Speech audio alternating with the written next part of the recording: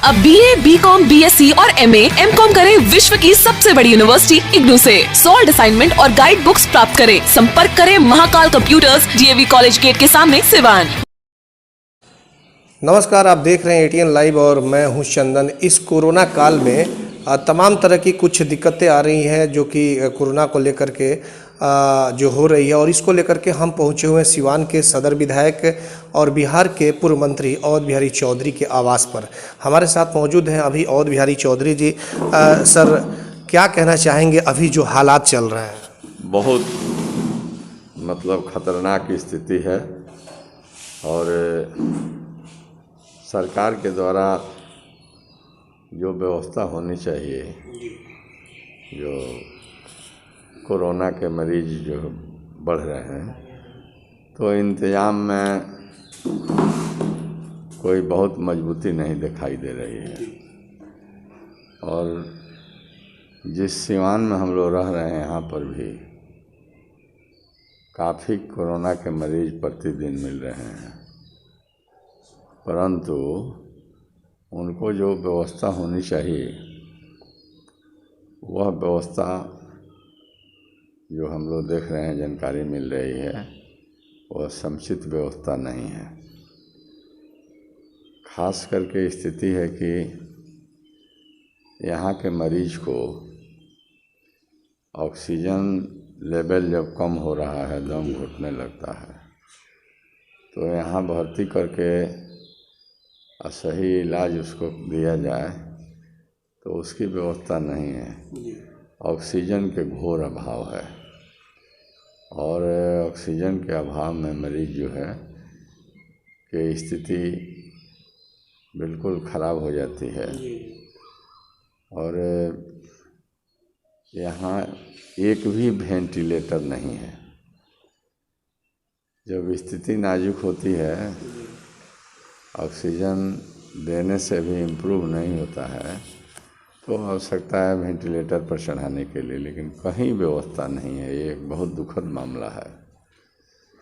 और यहाँ से जो मरीज भेजे जा रहे हैं पटना की स्थिति है कि गाड़ी पर बैठा करके मरीज को लोग सरकारी अस्पताल और प्राइवेट अस्पताल सब में लोग घूम रहे हैं, कहीं भर्ती नहीं हो रही है। घुट घुट करके लोग जो है दम तोड़ने के लिए मजबूर हो रहे हैं। ऐसे स्थिति में बहुत चिंता का विषय है और सिवान के प्रशासन को सरकार से बात करके यहाँ वेंटिलेटर की व्यवस्था निश्चित करनी चाहिए, ताकि अंतिम स्थिति पैदा होने पर वेंटिलेटर पर पेशेंट को चढ़ाया जा सके। जो सर ऑक्सीजन की कमी जो हो रही है, इसको लेकर के यहाँ के जिला प्रशासन से आपकी कुछ बातचीत हुई है? डिस्ट्रिक्ट मजिस्ट्रेट से बराबर बात होती है। मैंने जब हमें उनसे कुछ बात करनी होती है तो प्रधान ये जो है कोरोना ही रहता है। और हम प्रशासन को बराबर कहते हैं कि भाई देखिए, रोगी को बचाने की जिम्मेवारी प्रशासनिक व्यवस्था प्रशासन का होता है और इलाजी व्यवस्था चिकित्सक और पैरामेडिकल के जो कर्मी हैं उनके होते हैं। तो पर्याप्त ऑक्सीजन की व्यवस्था नहीं रहेगी तो रोगी को चाहिए ऑक्सीजन, तो पर्याप्त व्यवस्था डिस्ट्रिक्ट मजिस्ट्रेट से मैं कहता हूँ कि कीजिए। और डिस्ट्रिक्ट मजिस्ट्रेट को कल भी मैंने देखा, बड़े लेट आउट तक VC किए लोग उसी क्रम में हमको बीच बीच में कहीं ना कहीं बात होती थी। और जैसे कल एक सामाजिक कार्यकर्ता थे वाल्मीकि यादव, उनके संबंध में भी डिस्ट्रिक्ट मजिस्ट्रेट और सिविल सर्जन साहब दोनों से बात हुई थी। उन लोगों ने पहल किया, लेकिन रिजल्ट पक्ष में नहीं रहा, कुछ विलम्ब हो गया। और जो इन लोगों ने महाराजगंज में एक अस्पताल कोविड के लिए बनाए हैं। तो पेशेंट जा रहे हैं, लेकिन जितना मुस्तैदी से वहाँ पर लगे हुए लोग हैं, उनको रोगी को रिसीव करना चाहिए, उसको इलाज करना चाहिए, तो उसमें कुछ विलम्ब हो रहा है। विलम्ब होने से स्थिति रोगियों की नाजुक हो जाती है। हालांकि बढ़िया व्यवस्था है कि उन लोगों ने महाराजगंज में अनुमंडल स्तर के संभवतः 60 या 100 बेड का उन लोगों ने व्यवस्था किया, ऑक्सीजन भी रखे हैं। लेकिन ऑक्सीजन वहाँ भी रखे हैं, सदर अस्पताल में भी ऑक्सीजन रखे हैं, लेकिन सबसे स्थिति है कि जो ऑक्सीजन के लेवल जब कम होते जा रहा है, तो ऐसी स्थिति में डॉक्टर लोग महसूस करते हैं वेंटिलेटर पर चढ़ाना यहाँ है ही नहीं। तो यह एक बहुत ही शोचनीय बात है। और चूँकि जो रोग है, इस रोग का एक जन्म देने वाला भगवान, जिसको अल्लाह हम लोग मानते हैं, और दूसरे जो संवारने सजाने स्वस्थ रखने की जिम्मेवारी चिकित्सक है, जो इसको दूसरा भगवान कहा जाता है। तो चिकित्सक लोग अपने जिम्मेवारी में तो लगे हैं, लेकिन आज के परिस्थिति में रोगी के साथ निश्चित ही कहीं कमी, उदासीन होने की ज़रूरत नहीं है, इसलिए कि दूसरा भगवान को ही जान बचाने की जिम्मेवारी है। तो ऐसे परिस्थिति में बहुत भयावह स्थिति है। खास करके सिवान में मरने वालों की संख्या भी बढ़ रही है। यहाँ भी मर जाते हैं, और यहाँ से पटना जाते हैं, वहाँ से भी कुछ अच्छे होकर आते हैं और कुछ जान गंवा करके आते हैं। तो ये स्थिति है। और यह जो है जानलेवा बीमारी, और इस बीमारी का जो इलाज है, बहुत सारे कुछ ऐसे सुई है, टीका है, कुछ ऐसे दवा है कोरोना के लिए जो प्रेस्क्राइब है, परंतु दुकान पर जाइए मिल नहीं रहा है। सर, एक अहम सवाल है कि अगर लगातार ज़्यादा मरीजों की संख्या बढ़ती है, तो अस्पताल में तो उस तरीके से बेड नहीं होंगे, तो क्या कुछ जिला प्रशासन से, जो आपकी बात हो रही है डिस्ट्रिक्ट मजिस्ट्रेट से, कुछ उस तरीके से उन्होंने कुछ जानकारी दिया है कि यहाँ पे बेड की व्यवस्था की जाएगी? क्योंकि शहर में कई ऐसे जगह है जिसको हम लोग फ़िलहाल अभी इमरजेंसी है तो यूज में ले सकते हैं, टाउन हॉल हो गया या इस तरह के कई जगह है। देखिए, हमसे बातचीत हुई, मैंने कहा कि यह व्यवस्था जो है कोरोना संक्रामक को देखते हुए इसको डिसेंट्रलाइजेशन सिस्टम के तहत 19 प्रखंड है और सिवान सेंटर पॉइंट है।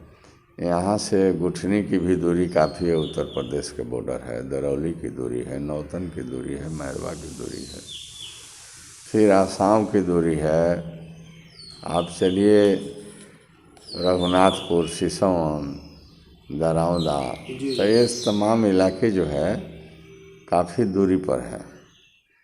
तो विकेंद्रीकरण के, इलाज के और व्यवस्था के विकेंद्रीकरण करने के लिए हमने उनका भी मन और मैंने भी अपना बात दिया कि दूरी वाले इलाके में नया तरीका से कोविड के सभी इलाज से सुसज्जित अस्पताल का निर्माण कराया जाए। मतलब जो पहले से जो अस्पताल है उसी अस्पताल को साधन मुहैया करा दिया जाए। जैसे प्रखंडों में अगर हो तो हर प्रखंड में अस्पताल है, सेंटर है, सब सेंटर है, उसको बढ़िया तरह से बेड लगाया जाए, वहाँ पर ऑक्सीजन हर बेड पर दिया जाए, वहाँ पर हर दवा उपलब्ध कराया जाए, चिकित्सकों को एक सीरियस टीम बनाया जाए। ये जो पैरामेडिकल जो काम करते हैं इन लोगों को भी उसमें काफ़ी जिम्मेवारी दी जाए क्योंकि जो भी इलाज करेंगे भाई डॉक्टर करेंगे, और जो भी इलाज पैरामेडिकल में, हम डॉक्टरों को आज के विषम परिस्थिति में और मेडिकल में लगे कर्मियों को हम अपने तरफ से धन्यवाद भी देते हैं कि जो ही सही अपने जान को जोखिम में डाल करके रोगियों को इलाज करते हैं। लेकिन जान को बचाना है तो उन की जिम्मेदारी है, इसलिए और बेहतर तरीके से रोगी को देखें और उनका इलाज करें। तो मैंने कहा कि भाई इसकी व्यवस्था जिला में अन्य जगहों पर कहीं 40 बेड बन जाए, कहीं 60 बन जाए, कहीं 100 बन जाए, ताकि कोई कोरोना से पीड़ित हो तो इमीडिएट अपने नियरेस्ट पॉइंट पर जहाँ व्यवस्था हो वहाँ जा कर के वो इलाज कर ले। डिस्ट्रिक्ट मजिस्ट्रेट के द्वारा एक बात कही गई कि जो डाइट जो है, डाइट जी महादेवा में डाइट है, डाइट में उन लोगों ने कहा कि हम लोग उसको सारे तैयारी कर लिए हैं और सोमवार से डाइट में इलाज की सेवा जो है शुरू हो जाएगा। बेड लगाए जा रहे हैं, उसको सजाया जा रहा है, चिकित्सकों के टीम को वहाँ पर पदस्थापित किए जा रहे हैं, वहाँ कर्मी लोगों को व्यवस्था की जा रही है, और जो है ये इलेक्ट्रॉनिक से जोड़ने का काम हो रहा है।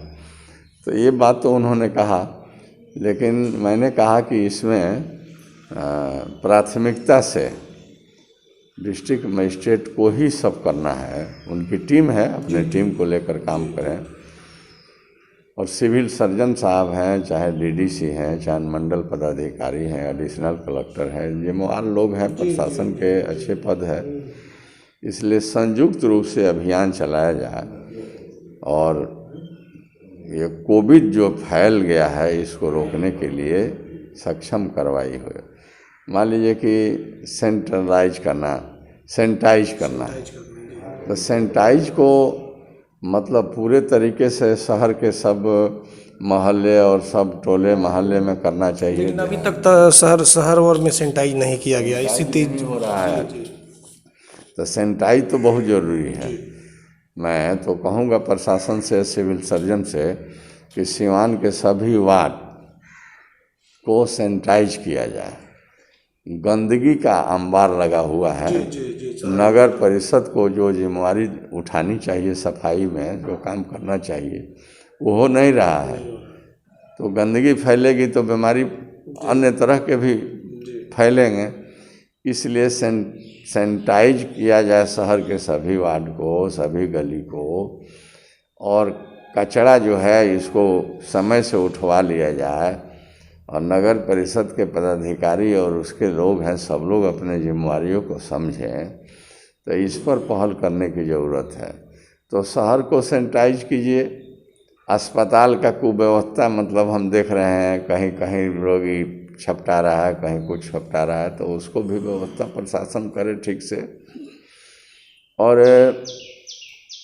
रात में कुछ ऐसे दवा के दुकान को खुला रखवाया जाए, वो एगो दुकान से नहीं होगा, उसको खुला रखवाया जाए और हिदायत किया जाए कि वो जो है माने अभी जो कोविड के जो प्रचलित जो प्रेस्क्राइब जो मेडिसिन है उनके यहाँ मिले, रात भर में खुले, ताकि सरकार के अस्पताल में जो दवा मिले और नहीं मिले तो रोगी अपने खरीद करके ले आकर के लगावे। सर एक सवाल ये है कि ये तो सर स्वास्थ्य मंत्री मंगल पांडे का गृह जिला है, और सदर अस्पताल की स्थिति यह है कि जो डॉक्टर इलाज कर रहे हैं या फिर जो जीएनएम है, नर्स हैं, उनके पास जो किट होता है वो पीपीई किट नहीं है, तो वो खुद सुरक्षित नहीं है, मरीजों का इलाज कर रही है। ये बहुत बड़ी बात है।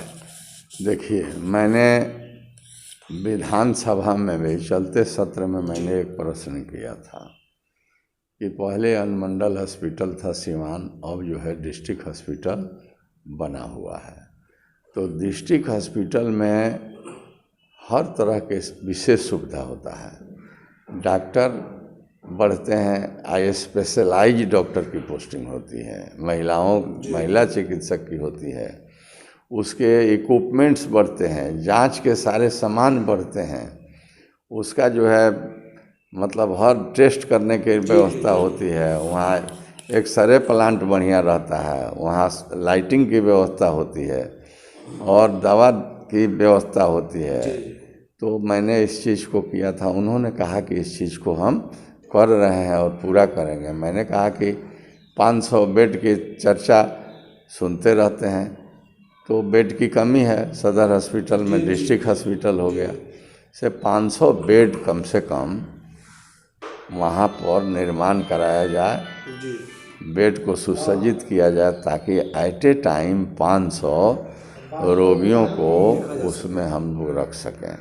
उन्होंने मुझे कहा था, और सरकार में है, संजोग है कि इस जिला के रहने वाले हैं, उनके तो बड़ी जिम्मेवारी बनती है, बिहार को देखना उनकी जिम्मेवारी है, लेकिन साथ साथ बिहार में ही सीवान है, सीवान के जो कुव्यवस्था है, इस कुव्यवस्था को दुरुस्त करना उनकी जिम्मेवारी बनती है। सिविल सर्जन को जब लगाइए, बेचारे उठा लेते हैं, बात को सुनते हैं, जिनका उनसे बनता है उतना करते हैं, डीएम भी उठा लेते हैं, जितना बनता है करते हैं। लेकिन सवाल है कि खाना पकाने वाली महिला हो और उस पाकशाला में मटेरियल नहीं हो, अब बढ़िया गृहस्थान भी हो, बढ़िया जानकार भी हो, तो खाना अच्छा नहीं बना सकती है। वो तभी संभव है जब सारे सामान उसको किचन में उपलब्ध कर दिया जाए। इसलिए चिकित्सक हैं, लेकिन जो सामान चाहिए कोविड खास करके, इसके इलाज के जो दवा और जो व्यवस्था, जो आधारभूत संरचना होनी चाहिए, वो सीवान सदर हॉस्पिटल से लेकर के देहात के सेंटर, सब सेंटर, रेफरल वहाँ पर उपलब्ध नहीं है। इसलिए कष्ट परेशानी हो रही है। और देहात के भी स्थिति बहुत भयावह है। देहात में भी सुनने में आ रहा है, गांव के गांव ऐसे चपेट में आ गया है, जैसे पचौरा सिवाने ब्लॉक का इफेक्टेड हो गया है, सरा में इफेक्टेड हो गया है। इस तरह के बहुत अन्य सारे गांव हैं जहां कोविड से मृत्यु हुई है, लोग भयभीत है। इसलिए इसका छिड़काव कराना, सैनिटाइज कराना बहुत अति ज़रूरत हो गया है करना। और सुई जो है, टीका, ये टीका को अभियान चलाकर लोगों को समझा बुझा करके, जागरूक करके टीका नियरेस्ट पॉइंट पर उनको देना चाहिए, ताकि टीका के भी जो हम लोग आए दिन ये वैक्सीन के बारे में जो हम लोग सुनते हैं कि जो टीका 1 या 2 ले लिया है, उसमें बीमारी की संभावना उनमें कम होती है या बीमारी से लड़ने की क्षमता ज़्यादा हो जाती है। तो इसको भी अभियान चलाकर करने की ज़रूरत है। अब जो है मैं कहना चाहता हूँ प्रशासन से, प्रशासन सजग हो, मौत हो, गरीब हो, अमीर हो, किसी वर्ग के भाई हो, सबको मौत निगल रही है कोरोना बीमारी के चलते। तो कैसे इसको सीवान को ठीक किया जाए, ये प्रशासन की जिम्मेवारी है कि प्रशासन हर बिंदु पर एक सशक्त टीम एडमिनिस्ट्रेटिव बना करके इसकी निगरानी करे। और हम तमाम जो जनप्रतिनिधि है, चाहे वार्ड का हो, चाहे जिस लेवल का हो, उनकी भी जिम्मेवारी बनती है लोगों को सावधान करना और लोगों को बतलाना कि यह जानलेवा बीमारी है और इससे बचने के लिए दूरी बनाकर रहना, मास्क डबल लगाना और हाथ को साबुन से साफ करना, ताज़ा भोजन करना, भीड़ से बचना। तो जिम्मेवारी प्रशासन को भी लोगों को सावधान करना है। हम जनप्रतिनिधियों का भी पुनीत कर्तव्य बनता है कि हम लोग भर इस पर ध्यान दें, ताकि अपने भी हम बच सकें और समाज के जो जन आबादी है उसको भी हम सुरक्षित रख सर सकें। एक सवाल ये है कि जिस तरीके से बिहार की स्थिति अब बहुत ही ख़राब होती जा रही है, लगातार मौत का जो सिलसिला है वो थमने का नाम नहीं ले रहा है, ऐसे में क्या लग रहा है सिर्फ नाइट कर्फ्यू लगाने से ये कोरोना पे रोक लग जाएगी क्या, या फुली लॉकडाउन कर देना चाहिए, क्योंकि कुछ दिनों के लिए स्थिति बहुत विकट हो रही है। देखिए, पूरे विकट स्थिति बनती चली जा रही है और नाइट कर्फ्यू इन लोगों ने तो लगाया है सरकार के द्वारा। नाइट कर्फ्यू में इन लोगों के सरकार की सोच क्या है, माने इससे कोरोना पर रोक कितना प्रतिशत लगाया जा सकता है, तो ये तो एक बहुत माने सोचने का विषय है। लेकिन ये जो मूवमेंट हो रहा है और बाहर के जो मतलब विदेश वगैरह से जो लोग आ रहे हैं, तो उन लोगों को तो जहाँ वो उतरते हैं उसी पॉइंट पर उन लोगों को कोरोना का जांच कर लेना। हाँ तो सर कोई आंकड़ा ही नहीं है, अगर स्टेशन पे अगर जाया जाए तो पता चल रहा है कि किसी ट्रेन से अगर 100 लोग उतर रहे हैं तो वहाँ पे एक छोटा सा एक केंद्र से ये जांच केंद्र लगा हुआ है, मात्र 2 जीएनएम है, जबकि वहाँ पे कोरोना जांच करने के लिए एक लैब टेक्नीशियन की ज़रूरत होती है। पता चल रहा है कि 100 लोग उतर रहे हैं, 10 लोगों की जाँच हो रही है, 90 लोग चले जा रहे हैं। तो जब आंकड़ा रहेगा नहीं और वो जा रहे हैं, फिर जा करके मान लीजिए कि अगर पॉजिटिव है तो लोगों में फैला रहे हैं, गाँव में फैला रहे हैं, तो इसको लेकर के तो फिर भयावह स्थिति होगी। नहीं, जो स्टेशन है या जो आपका बॉर्डर है जहाँ एंट्री पॉइंट है, वहाँ पर रोगियों का माने कितने आ रहे हैं उनको एक रजिस्टर बनना चाहिए और बना करके उनको वहीं पर जांच कर लेना चाहिए।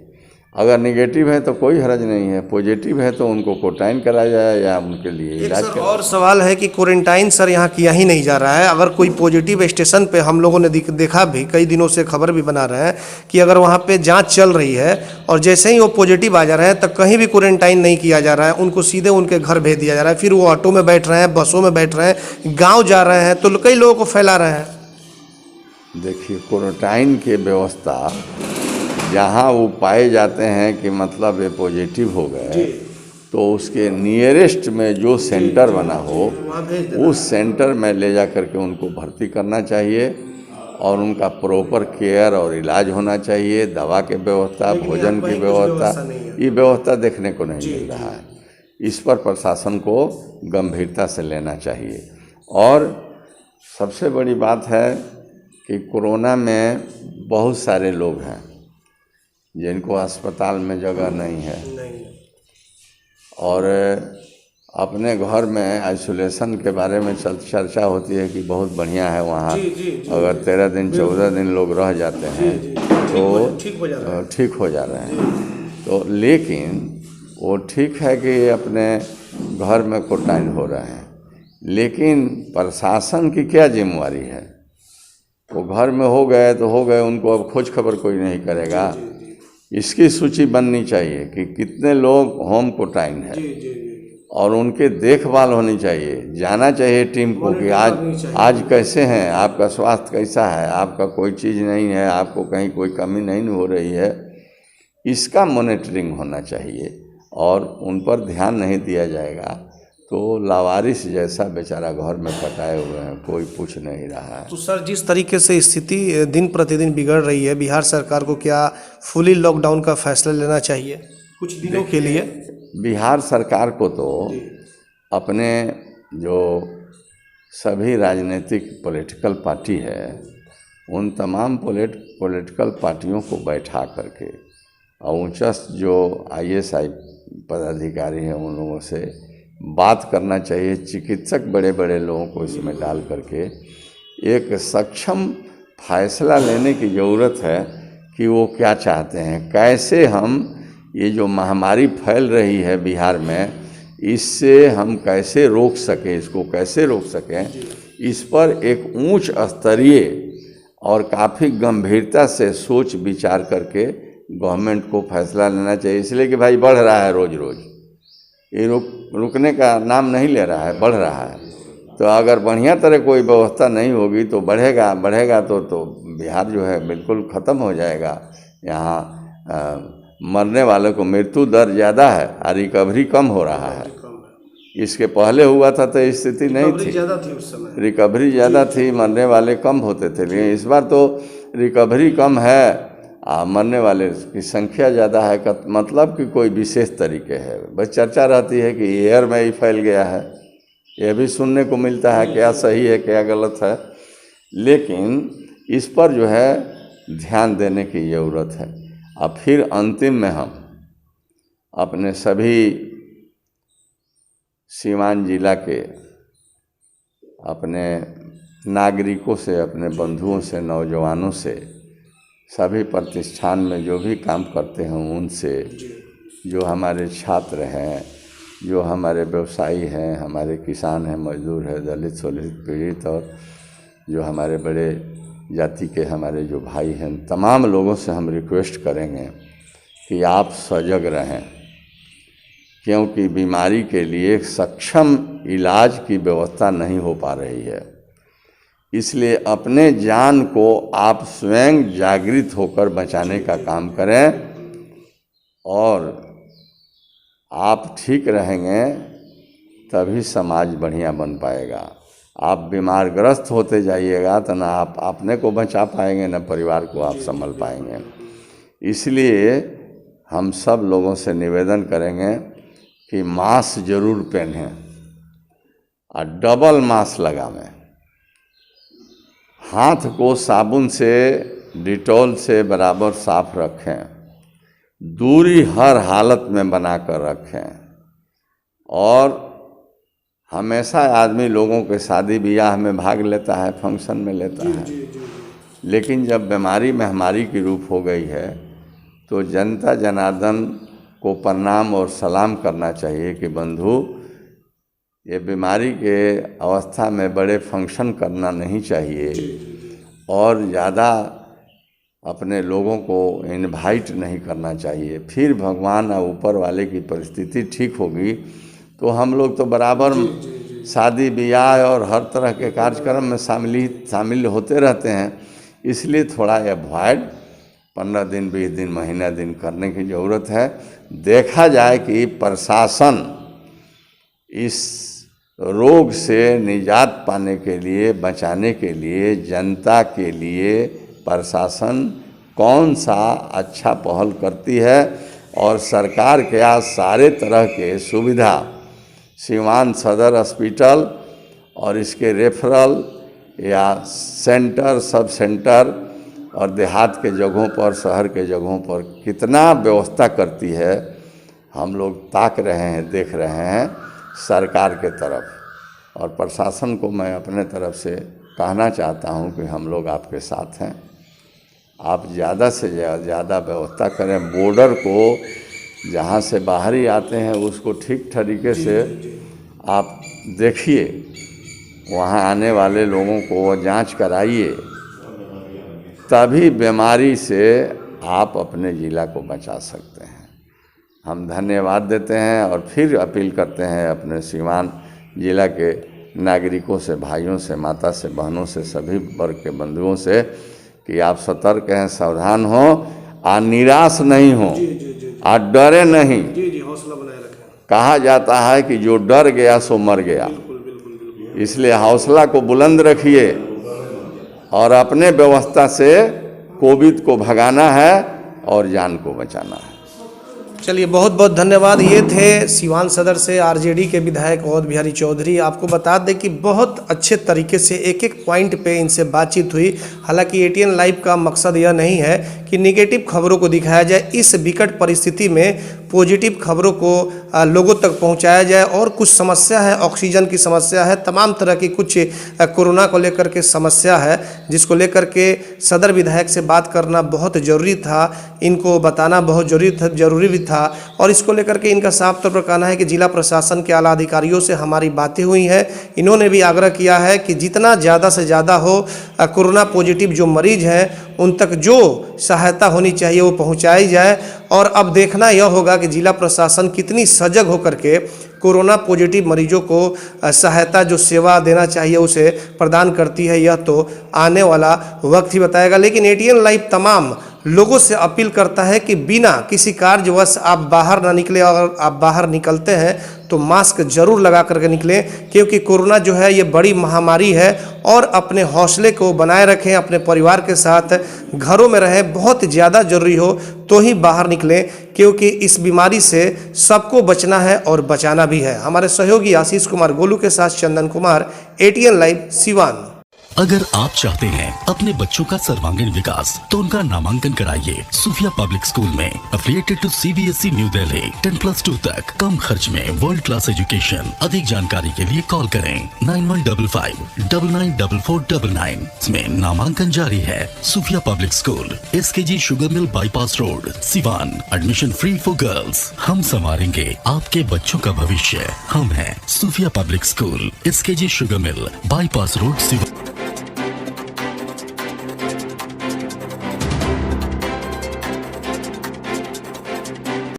आभूषण की दुनिया में एक विश्वसनीय नाम, न्यू भारतीय अलंकार ज्वेलर्स, हॉलमार्क जेवर के विक्रेता, सुनार टोली चौक, शांति वट वृक्ष के ठीक सामने, सिवान।